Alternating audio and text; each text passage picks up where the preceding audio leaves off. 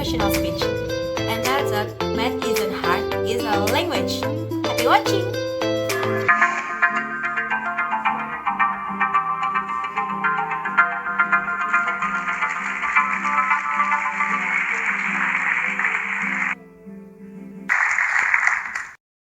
"26%. On the nation's report card, that's the percentage of U.S. 12th graders who are proficient in math. In America, we pride ourselves as being an exceptional country. But does 26% sound exceptional to you? Raise your hand if you think as a country we need to do way better than this. I'm with you.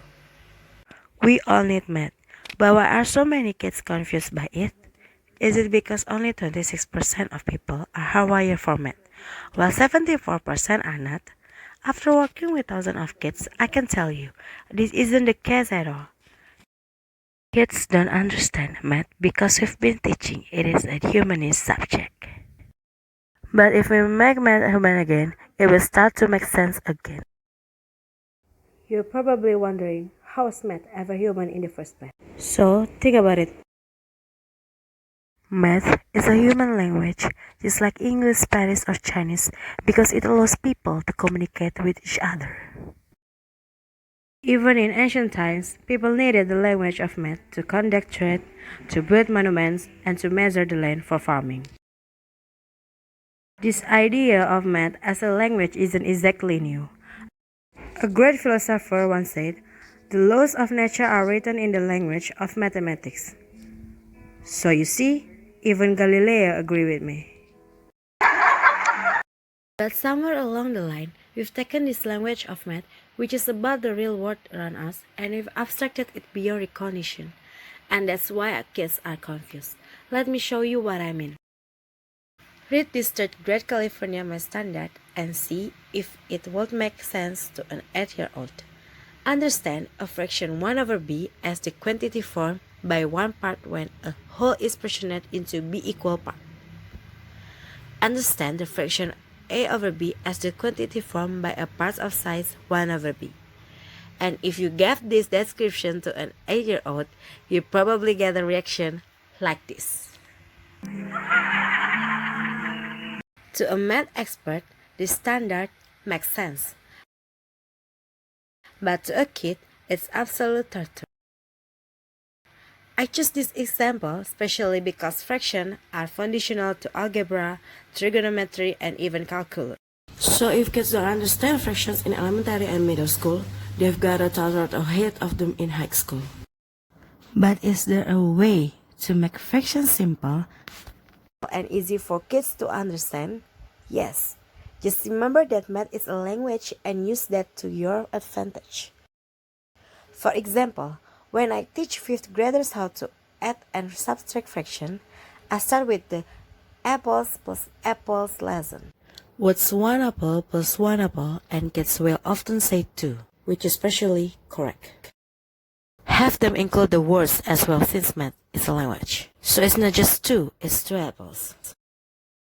Next is 3 pencils plus 2 pencils. You all know that pencils plus pencils give you pencils. So everyone, how many pencils? 5 pencils is right. And the key is you include the words. I tried this lesson with my 5-year-old niece once. After she added pencils and pencils, I asked her, what's 4 billion plus 1 billion?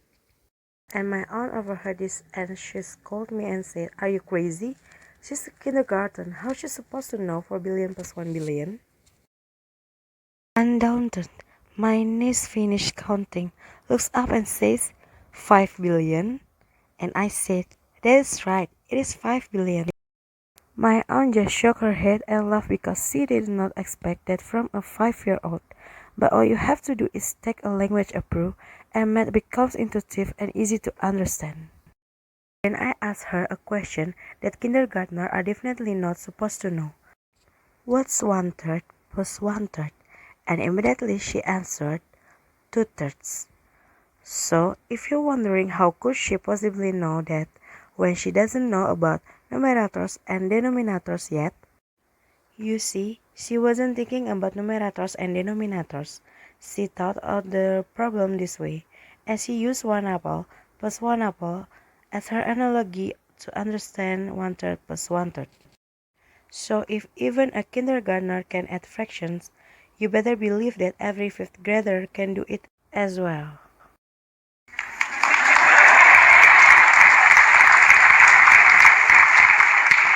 Just for fun, I asked her a high school algebra question. What's 7x squared plus 2x squared? And this little 5-year-old girl correctly answered 9x squared. And she didn't need any exponent rules to figure that out. So, when people say that we are either hardwired for math or not, it's not true. Math is a human language, so we all have the ability to understand it. We need to take a language approach to math urgently because too many kids are lost and are anxious about math, and it doesn't have to be that way. I work with an angry, frustrated high school student once who couldn't pass algebra because she only knows 44% of a multiplication fact. I told her that's like trying to read and only knowing 44% of the alphabet. It's holding you back. She couldn't factor or solve a question, and she had no confidence in math. As a result, this teenager had no confidence in herself. I told her we have to start with multiplication because once you know all your facts by heart, everything gets easier and it's like having a fast pass to every ride of Disneyland. What do you think? And she said, okay. So she systematically learned her times table in 4 weeks, and yes, even multiplication has language embedded in it. You'd be surprised how many kids don't realize 7 times 3 can be spelled out as 7 times 3, which just means just 7 times, just like this. So when kids see this way, they quickly realize the repeat addition is slow and inefficient. So they gladly memorize that 3 7 times always give you 21st. So gladly memorize that 3 7 times always give you 21st. So far, this teenager who was at risk of dropping out, becoming fluent and confident in multiplication was a game changer. Because for the first time, she could focus on problem solving instead for counting on her finger. I knew she had turned the corner when she figured out that the 2-year car lease at $445 a month would cost you $10,680, and she looked at me disapprovingly and said, "Mr. Polisic, that's offensive." At the moment, math was no longer a causing problem for her, but she was using math to solve problems as a responsible adult would. As an educator, it's my duty to challenge kids to reach higher, so I leave you with this challenge. Our country is stuck at 26% proficiency, and I challenge you to push that number higher.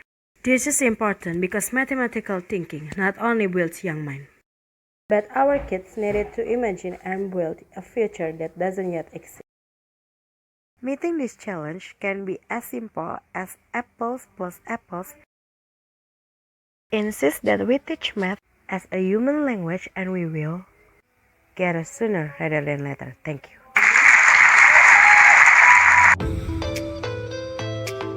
Thank you for watching. If you think this video is good, don't forget to like it. Bye bye.